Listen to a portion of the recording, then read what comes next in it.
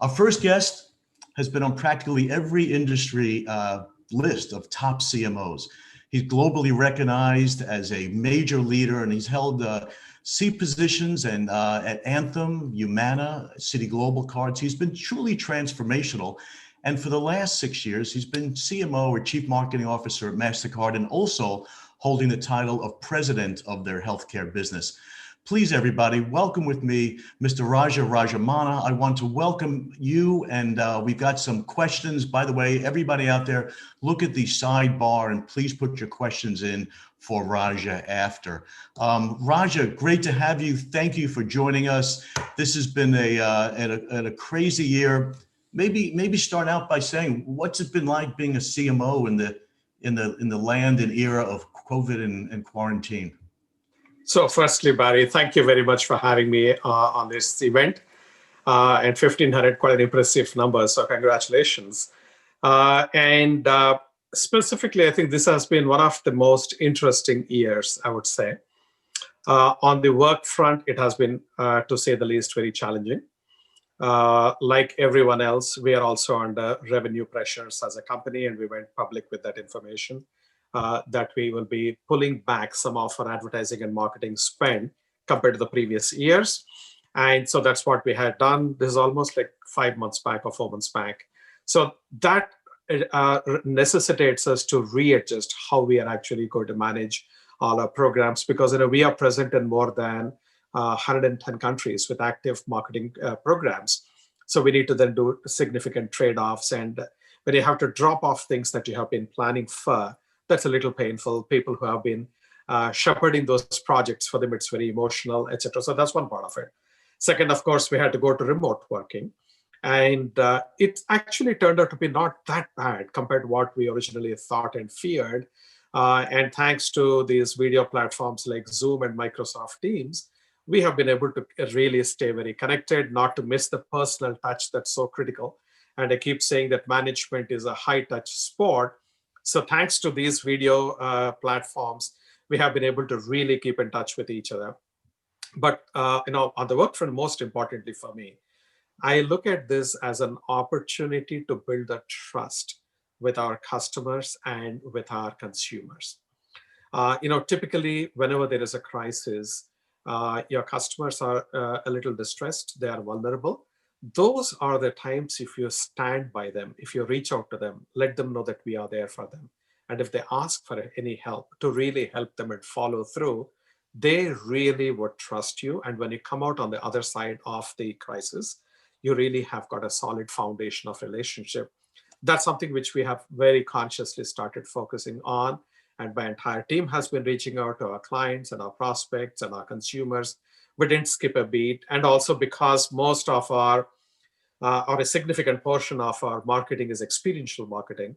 And many of the events have all, as you know, been shut down or postponed or whatever. So we had to find very quickly a way to pivot to digital experiences. And thankfully, we could do it in an instance because we have been preparing for crisis management now for 3 years.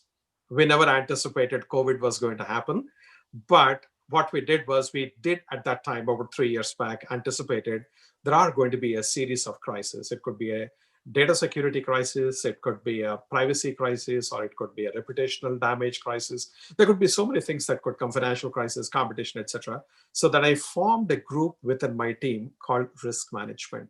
So this is the first time that marketing was having risk management. And my previous CFO, I made her the head of risk management. And we started putting all the building blocks in place to say, if there is a crisis, what do we do? And thankfully, we had all the building blocks. And when this crisis happened, we could trigger those and quickly pivot to the crisis management mode. So that really stood us in great stead, and feel very grateful for that. So that on the work front side. And on the personal side, it's been great spending time with my family here at home. Otherwise, I'm on the road for more than 200 days a year. And so staying at home, it was a little unusual for my wife too. And for my dogs, it was pleasure. I love dogs, and I have 2 dogs. So it is delightful to see them and spend time with them every day. That's been terrific. And most importantly, I wanted to write a book. And I managed to complete writing the book, which is getting published. It's called Quantum Marketing. It's being published by HarperCollins Leadership and released on the 9th of February. But as a plugin, It's already available on Amazon for pre-order. Excellent. That's great. It's great to hear. This event, we're focusing on leadership through COVID. And I think what you were saying about building trust with your consumers and preparing for the crisis are two key elements of leadership. And I think that's important for leading brands with consumers as well as leading staff. And some great lessons that you mentioned here. So thank you for that. And also the dogs, by the way. Early on, there were stories about dogs that actually broke their tails. They were wagging so much because the whole family was home. So it's good to see that your dogs are enjoying your family as well. Absolutely, yeah. Raja, it's been a challenging time, of course, but you really articulated your strategy. Cutting through in this marketplace, there's a plethora of media choices. It's always so challenging. How has Mastercard been able to, get through? There's been brand safety issues, as we know, so much in the digital world, and there's avoidance of advertising. How have you approached it recently? All these challenges. See, one of the key things that we realized very early on, and firstly, before you are a marketer, you have to put on, or you have to perform the role of being a consumer, a normal human being. As a normal human being, I'm yet to see somebody who actually says, you know what, I love these ads. I love being interrupted every 3 minutes when I'm trying to watch a movie or a video, whether it is of animals or whatever else it is that fancies were a Bollywood song. Every 3 minutes when these ads come in, oh my God, it is so exciting. I haven't seen one single person say that, right? It is such an annoyance. It is an irritation. It is a friction that is being introduced by design into my experience. So personally, I hate advertisements. Now, when I put on my marketer's hat, I say, my God, this is a nightmare. If consumers feel this about my advertisements or anybody's advertisements, what do I do? Now, what are they doing about it? They are putting ad blockers. You got more than 600 million ad blockers around the world and growing at 30% year over year. And the phone manufacturers are making it simple to activate these ad blockers, which means there are 600 million people who have shut these marketing pests out of their realm. Number one. Number two, you pay money so that you can keep these ads out. So you're in ad-free environment, whether it is Netflix or YouTube, right, or whichever, or Amazon Prime, and billions of hours of consumer attention is being diverted to these paid platforms, which are ad-free. That means that amount of time is not available to us as marketers, which was available before. In that kind of a scenario, to be just a bit provocative, I keep telling my team, advertising is dead. At least advertising as we know is dead, and it is going in a different direction. So holding on to the old model and hoping to succeed is not going to work. So we have to reinvent. So one of the ways we were trying to reinvent was to curate experiences. Instead of storytelling, now we are talking about story making, which means we curate and create experiences for consumers that are truly priceless, that are truly memorable. Then they start sharing their experiences. And you then hopefully will have a good association with your brand if you have done a good job. If you gave a bad experience, that's the end of the story. But when you do this kind of a thing, it was a big hypothesis and a test for us. Fast forward, we adopted this a few years back, probably 2014. When we started, the 6 years forward, if you see, our brand ratings have improved, and now we are a top 10 brand. The brand favorability metrics and KPIs have all substantially jumped very positively. Brand and marketing is seen to be a significant competitive edge for us to win business, grow business, and keep old business, and keep managing the margins quite well. So we are seeing results all around by adopting this strategy. But that doesn't mean that advertising is completely done and out, or out and done. It is still very much there. So it is an important part of our mix. But what we are trying to do is to be more thoughtful and careful about where we show up, right? In terms of, for example, when consumers are being bombarded by 3,000 to 5,000 ads, how do you cut through the clutter and come in front of them? Now, we have got sort of, very good partnership with our media agency, Cara. And we have got a lot of digital companies that we also partner with that help us. And we are really putting together extremely effective, what you call media plans in place, so that consumers are exposed in the right context at the lowest possible what do you call media space. Now, you talked about brand safety, which is a very big issue. So two things we are trying to do. Number one, we do have a number of direct to publisher relationships.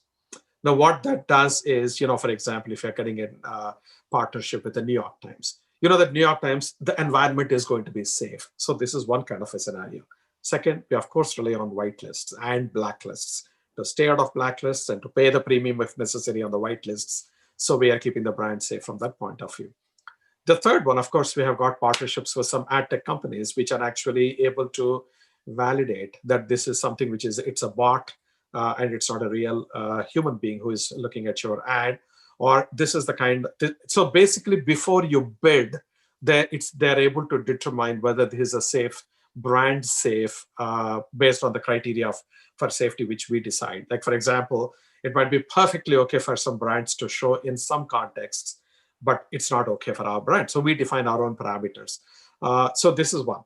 Finally, this is something which one single brand, however big or small it is, can solve unilaterally or even bilaterally with the social media platforms. So in my role as the president of the World Federation of Advertisers, we formed an organization or a task force called GARM, Global Alliance for Responsible Media.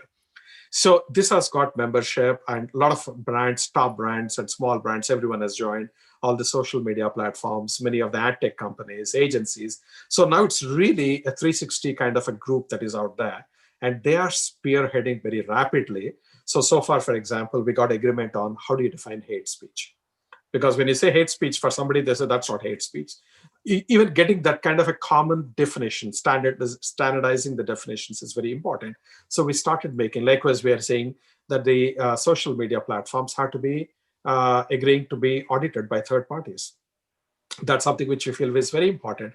There should be standard ways of reporting metrics so that across the platforms, I'm able to optimize as opposed to stick to one platform and have one ROI, another platform, another ROI. No, I'm dealing with all these platforms as one campaign.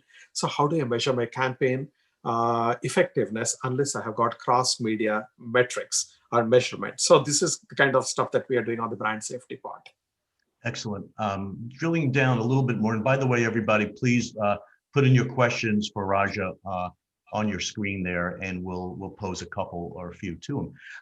Raja, drilling down a little bit more into this year and experiences, sport. You guys are, you've been very supportive of sports, of food, of life experiences. That Mastercard experience has been powerful for you.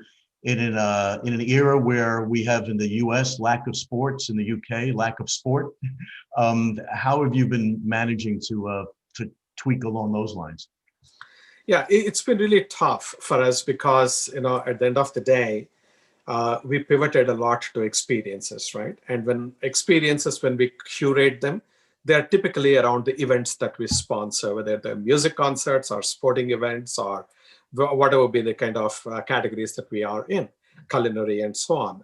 So we have actually done a couple of things. Number one, we pivoted to digital experiences using those same properties. So for example, if we have got, say, a partnership with Camila Cabello. Camila Cabello, she's our brand ambassador. She would perform at various concerts, and we give backstage experiences, meet and greet, and memorabilia, signed stuff and all that. Now what we did was we had virtual concerts with her. And then we had opportunity given to our card members to be able to have a video chat with her or get a video message from her. Same thing with League of Legends as an example, where we had all those League of Legends, the stars and the teams interacting with our consumers and making it very memorable for them. Culinary, another example, where we actually found out that, in normal scenario, they say, yeah, I want to learn cheese making with such and such a Michelin-starred chef. Now what we said is, okay, the Michelin-starred chef is now going to show up on your video screen. He or she will actually be focused on you and your family, and maybe you can have a family event of how to learn how to make cheese. And these kind of events we started curating at scale and in an economical fashion. So when I said about our preparedness for crisis, we were totally prepared, fortunately. So we could just press the button and we moved into the digital experiences almost instantaneously. what we have discovered, number one, that digital experiences, they're not exactly as powerful as being physically there and physically meeting someone. Okay, there is a visual connection, but it is not like like in meeting somebody face to face. But still, it is very effective. People are loving it. And then we record the whole thing and give it back to them so that they keep it as a memory for themselves in their albums or wherever. So that's one part of it. And then second, we found that families are now doing it together. So instead of one person going and meeting somebody backstage, so the whole family is now meeting a star. It's a baseball star or it's a golfer getting golf tips from somebody. It's happening like family event or sometimes friends and family, and they do it in a very it's a very fascinating way how we are seeing it. And at any point now we are having about 700 to 800 such experiences we are curating. So we didn't miss a beat. So what we have learned here is that digital experiences can be far more economical. They can be far more scalable and much more convenient and economical for the consumers as well, not just for us from a marketing dollars point of view, but the effectiveness is slightly lesser than the physical one. So what we are doing is now when we come out of COVID, hopefully sooner than later, nobody knows when exactly, but hopefully it'll be soon. If and when that does happen, digital experiences are going to be an integral part of our mix, which they were not to that same extent before corona crisis. So this is how sort of we are looking at experience. Very important. Yeah, it's great to see, Raja, how you've really reimagined and reinvented towards the digital world and empowered that out. We see the same thing at DPAA. We've got thousands of members all over the world, and we've taken our live events and all of our connective principles, and we've been able to, the digital out-of-home world, really get everybody through an array of interviews we've done television series, we've done a lot of forums, and it's really been empowering for diversity and for women. So good for you doing the same thing. And speaking, in fact, of digital out-of-home and out-of-home, how has been that medium and our medium working for you, and what do you see in the future for it, Raja? So for us, out of home has been quite an important part of our mix. For example, if you're looking at an event, people are going to the event.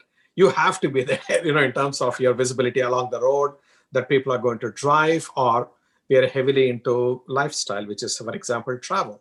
So we have got our out of home either near the airports or in the airports or various places. So out of home had been and has been and is a significant component of our overall media mix, not just purely for announcing something or a reminding of something, but actually as a complete medium unto itself, right? And that's been very helpful for us throughout, number one. Number two, compared to the static out of home, the digital out of home has really given it a new dimension and depth. So because in the past, it's still true even in many parts of the world today, where everything is not digitized, right? And then changing from one message to the next message is a humongous expense and time. So coordinating all that is a big effort in itself. But then when you have this digital, obviously you're able to just push the message across and you're there. It works so much better for us, number one, effectiveness wise. Number two, your ability to change the message more frequently is there. And you can also sort of decide to modify as you are actually picking up your signals from the consumers. Have they even noticed your ad? Have they need the classical KPIs that you have got, and then figure out if something nobody is noticing it. Maybe we thought it was great, but nobody is noticing. We need to make it more attention drawing. So how do you quickly pivot to that? And then we're able to roll that out very quickly and so on. So this is something which has been fantastic for us. Particularly, I find that for travel related stuff, it's very powerful for us. For lifestyle related stuff, it's very, very powerful. For things like, we sponsor Cannes Film Festival, Venice Film Festival, and all that. Outdoor actually does the heavy lifting. It's not TV, it's not radio. It's pretty fascinating how much of a key role it actually plays. So this is what I would say. And I have been actually looking at some of the interesting new technologies that are developing in out of home. And I was pretty fascinated where I believe it's a Qualcomm offering, at least it's in development, where it identifies who I am to the marketer. And just like in a display space, you're able to bid for it. Similar kind of a thing can happen when I'm coming in the vicinity and then the ad can be served there.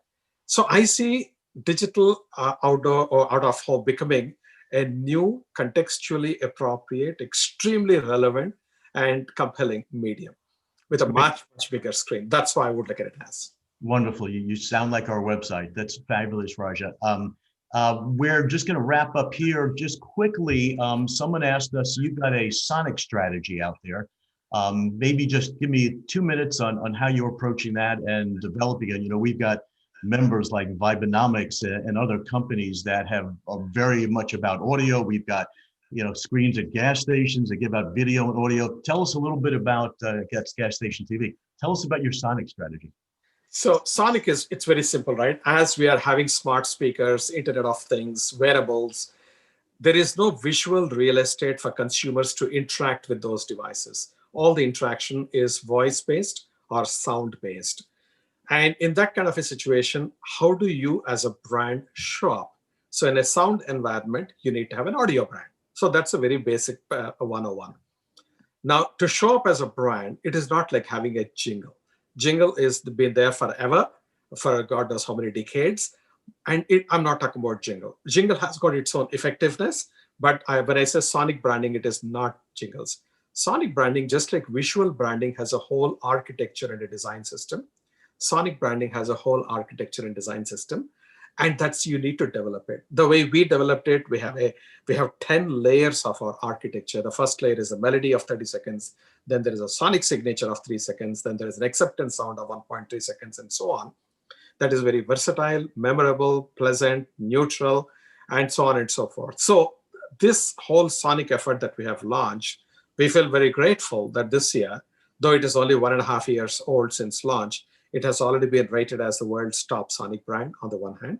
And number two, today there are 54 million point of sale and point of interactions that are there where you can hear the Mastercard sound when your transaction goes through successfully, when you pay with the Mastercard.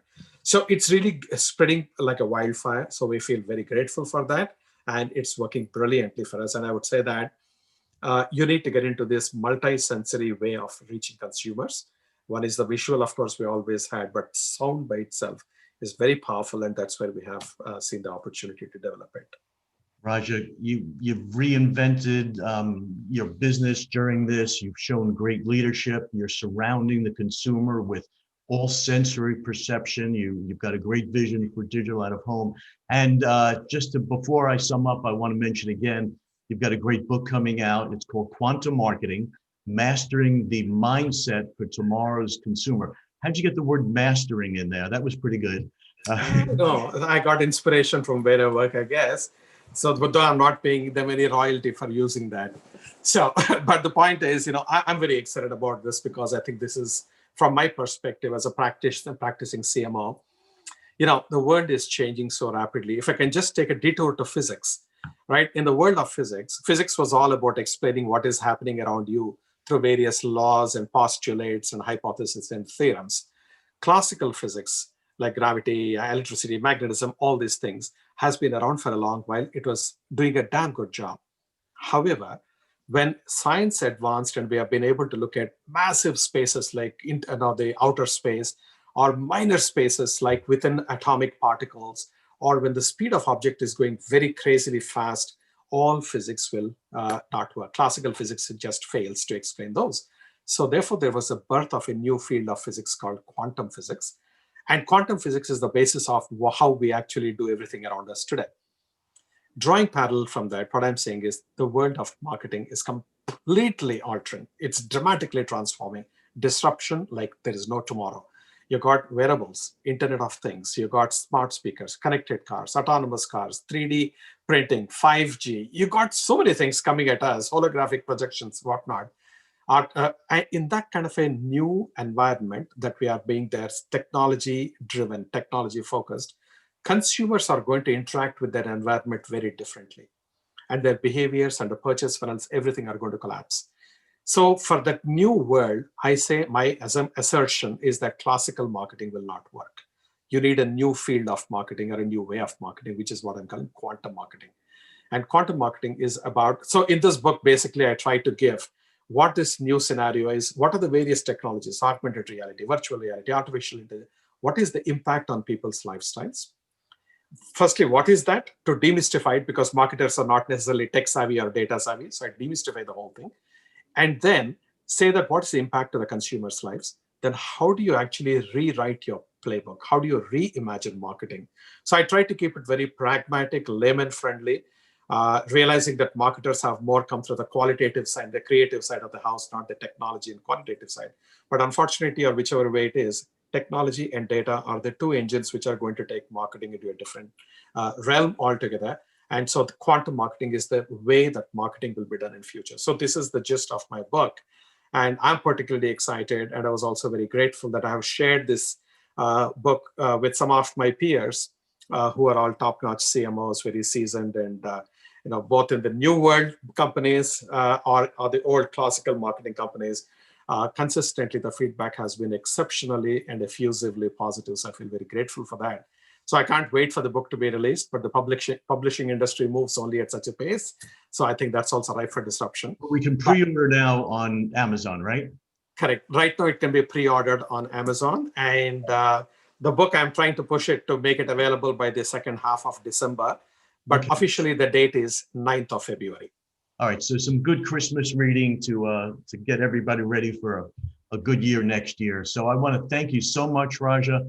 This was great. Some great leadership during COVID, some great innovation, always a great and priceless experience. And please pre-order Quantum Marketing, Mastering the New Mindset for Tomorrow's Consumers. Thank you so much for this, Raja. And we'll see you in person. Thank you so much, Barry. Much appreciated. Thank you. And thanks, everyone. Bye-bye.